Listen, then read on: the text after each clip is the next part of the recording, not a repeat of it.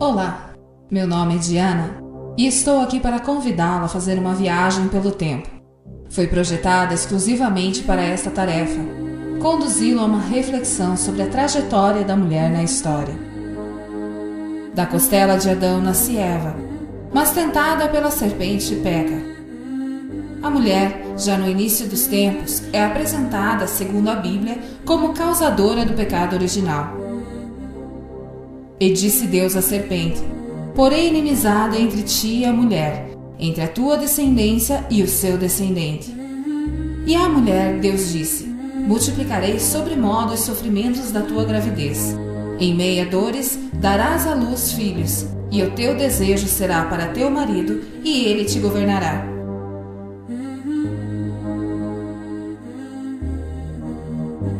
Durante muito tempo, as crenças religiosas deixaram a mulher em condição inferior ao homem, criando assim sociedades absolutamente patriarcais. As mulheres, então, assumiram um papel de subordinadas, sem voz ativa, fadadas a uma situação de anonimato, cumprindo meramente suas tarefas domésticas.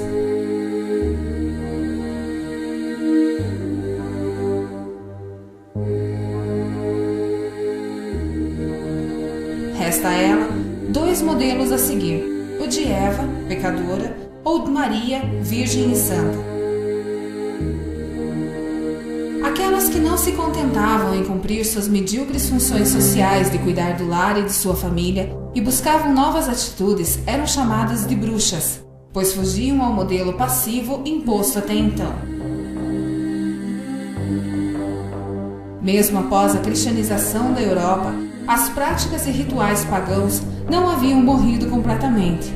Muitos ainda mantinham seus costumes religiosos, os quais eram considerados demoníacos pela Igreja. As mulheres, em especial, as parteiras, as que faziam uso de ervas medicinais, as que exerciam sua liberdade sexual e religiosa, entre outras, eram executadas de forma brutal, torturadas, afogadas ou queimadas para que o fogo purificasse sua alma.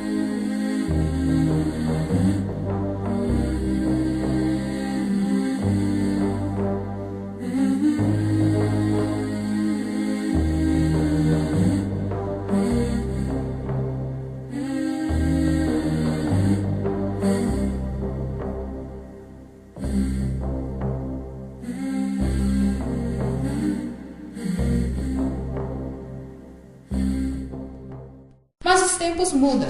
As cidades nascem e a mulher assume novos perfis, conforme as mudanças sociais. Com a Revolução Industrial do século XVIII, o êxodo rural e consequente ocupação das cidades, a mulher, junto com seu marido e filhos, é obrigada a sair de casa e trabalhar. Entretanto, recebendo salários, por isso, muito inferiores aos dos homens. Porém, isso não igualou a figura feminina à masculina. Apenas criou mais uma responsabilidade para a mulher. Além de cuidar da casa, do marido e dos filhos, agora ela é operária, com mãos calejadas.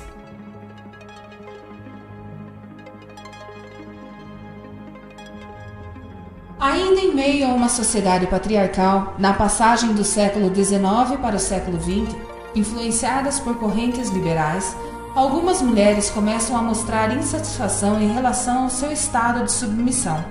Surge no Reino Unido e nos Estados Unidos um grupo de mulheres brancas, intelectuais e pertencentes à classe média que buscaram se organizar e reivindicar seus direitos. Essa foi a primeira onda de movimento que ficou conhecido como feminismo. Entende-se que feminismo é uma filosofia que reconhece que homens e mulheres têm experiências diferentes e reivindica que pessoas diferentes sejam tratadas não como iguais, mas como equivalentes.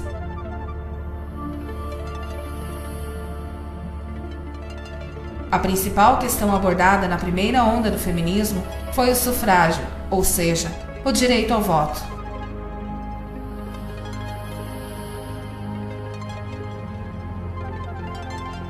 Outras questões também foram levantadas, como o direito à propriedade, reforma do casamento e liberdade sexual. Com a consolidação do sistema capitalista, a mulher ganha espaço no mercado de trabalho. No entanto, torna-se mão de obra barata, sob a alegação de que a mulher precisava ser sustentada pelo marido. Após a Segunda Guerra Mundial, a imagem da mulher, mais do que nunca, passou a ser associada às responsabilidades domésticas e à criação dos filhos. Isso porque, nesse contexto, existia uma mobilização para que as mulheres se retirassem do mercado de trabalho para dar espaço aos homens que retornavam da Segunda Grande Guerra. A imagem idealizada de esposa e mãe, simbolizando ternura, cuidado e apoio, definiu de maneira global o que se esperava da mulher nesse período. Nas décadas de 60 e 70 do século XX, inúmeras revoluções tomaram conta do cenário mundial. O movimento hippie, manifestações estudantis e manifestos contra a Guerra do Vietnã influenciaram o fortalecimento dos ideais feministas. Em 1963, a francesa Betty Friedan publica o livro denominado Mística Feminina, o qual recolheu depoimentos de mulheres da classe média que correspondiam ao ideal de rainhas do lar. Com esse trabalho, Friedan percebeu que as mulheres não possuíam a felicidade que aparentavam ter, pois demonstravam um descontentamento em relação à própria identidade. De certa forma, Betty Friedan desmistificou o papel feminino na sociedade da época, contribuindo para que as mulheres revivessem a luta por seus direitos.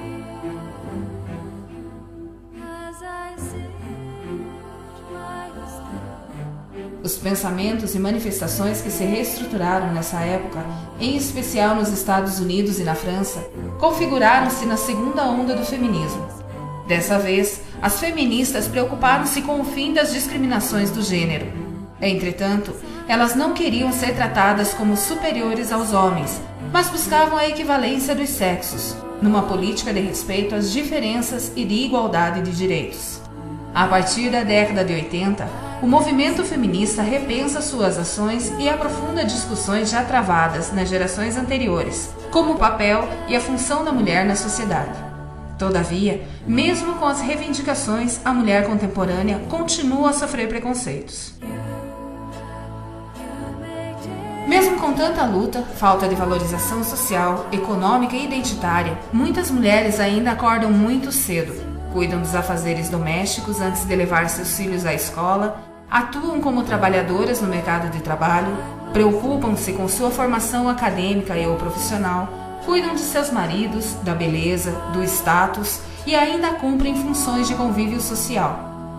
Por tudo isso, podemos dizer que a mulher, em toda a sua trajetória, mostrou-se forte. Uma verdadeira guerreira. Na Idade Média, a figura do guerreiro incontestavelmente era masculina, isso devido a uma masculinização proposta por diversos fatores. Dentre eles, o cristianismo como principal, que prega o patriarcalismo com base na existência de um único Deus que é masculino. À mulher cabia o dever de ser a donzela, virgem e casta à espera do seu amor, e não uma guerreira. Entretanto, nas regiões norte e noroeste da Europa, a partir do século IV a.C., viveram alguns povos que se destacaram ao longo do tempo por sua cultura e forma de vida. As sociedades célticas e nórdicas abordavam de forma especial a figura da mulher como sendo de crucial importância no desenvolvimento das práticas sociais e religiosas. Além das funções domésticas, comum a todas as mulheres de todas as sociedades, elas aprendiam técnicas de combate, pois na falta do marido, era a mãe quem protegia a casa e ensinava os filhos as primeiras lições de batalha. Nas guerras, as sacerdotisas, conhecidas como volvas, tinham grande importância, determinando quem iria lutar ou não para conseguir a vitória.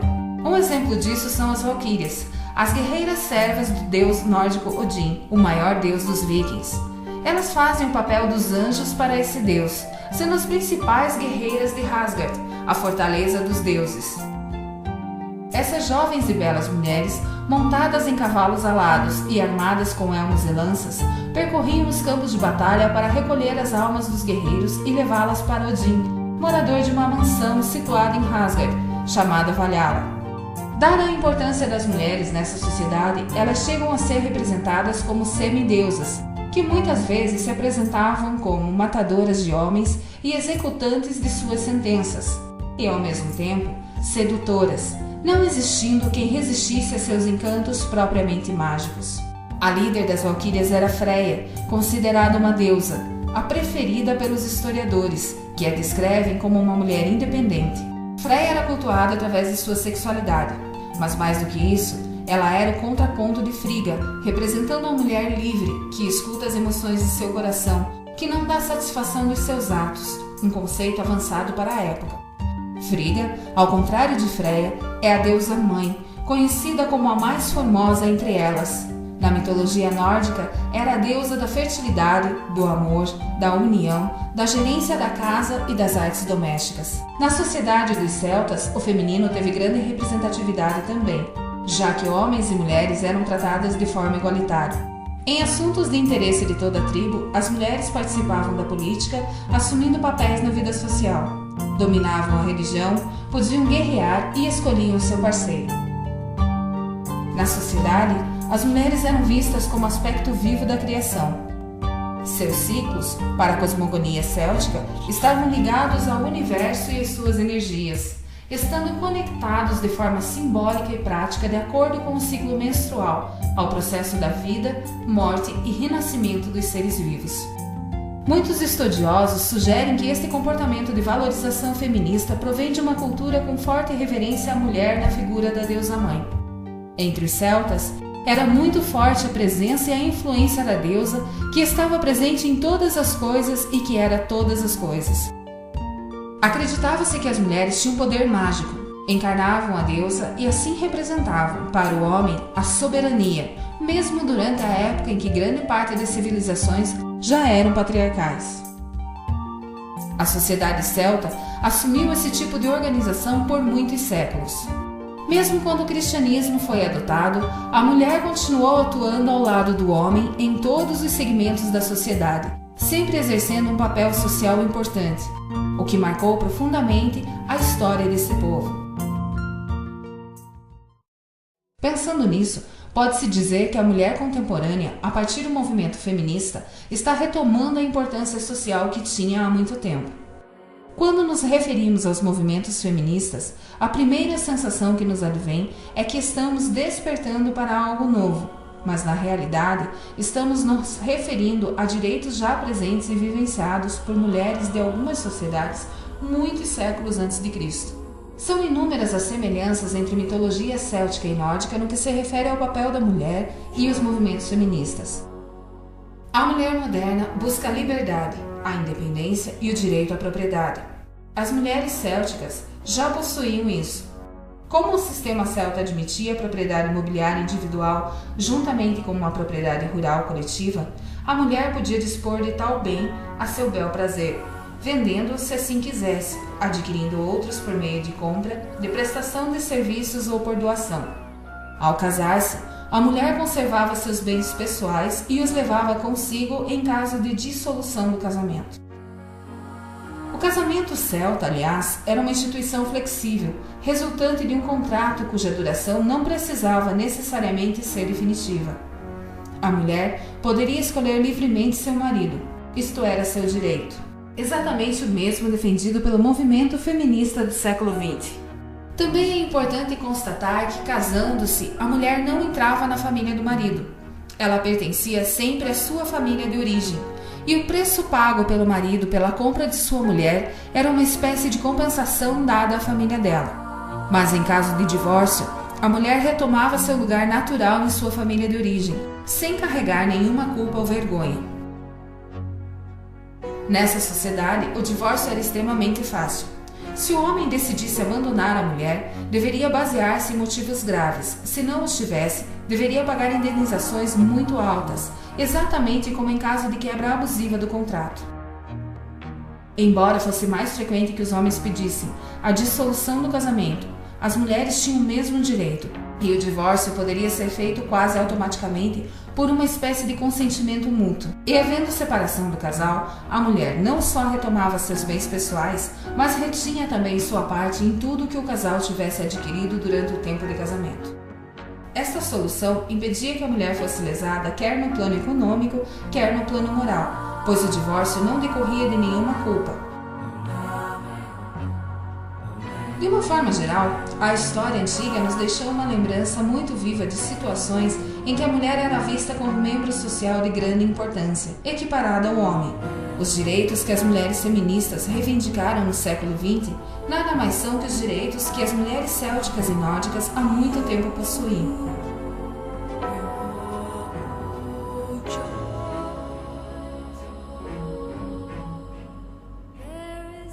Pensando em tudo isso, eu, Diana, me pergunto: mesmo após tanto protesto por aquilo que já era nosso por direito há muito tempo, por que ainda há uma hierarquia social onde a mulher sofre preconceito, seja ela rica, pobre, branca, negra, chefe ou empregada? Não sei. No princípio eu era Eva, nascida para a felicidade de Adão, e meu paraíso tornou-se trevas, porque usei libertação. Mais tarde fui Maria, meus pecados redimiria, dando à luz aquele que traria a salvação. Mas isso não bastaria para eu encontrar perdão. Passei a ser Amélia, a mulher de verdade. Para a sociedade não tinha a menor vaidade, mas sonhava com a igualdade.